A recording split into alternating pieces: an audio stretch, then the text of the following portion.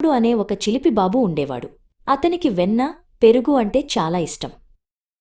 కృష్ణుడు వాళ్ళ ఇంట్లోనే కాకుండా పక్కింటి గోపికల ఇళ్లలో కూడా వెన్న దొంగతనం చేసేవాడు.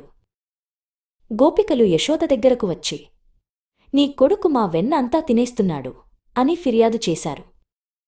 యశోదకు కృష్ణుడిమీద కోపమొచ్చింది. నిన్ను ఈరోజు కట్టేస్తాను, అప్పుడు నీ అల్లరి ఆగుతుంది అంది. యశోద కృష్ణుడిని ఒక పెద్ద రోలుకు కట్టడానికి ప్రయత్నించింది. కాని తాడు 2 అంగుళాలు తక్కువయ్యింది. ఎన్ని తాళ్లు తెచ్చినా అవి సరిపోలేదు. అమ్మ పడుతున్న కష్టం చూసి కృష్ణుడు చివరికి కట్టుకోడానికి ఒప్పుకున్నాడు. యశోద పనికి వెళ్ళాక కృష్ణుడు ఆ రోలును ఈడ్చుకుంటూ బయటకు వెళ్ళాడు. అక్కడ 2 పెద్ద మద్ది చెట్లు దగ్గరగా ఉన్నాయి.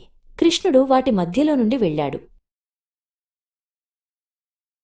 రోలు చెట్ల మధ్య ఇరుక్కుపోయింది. కృష్ణుడు గట్టిగా లాగగానే ఆ 2 చెట్లు పెద్ద శబ్దంతో కూలిపోయాయి.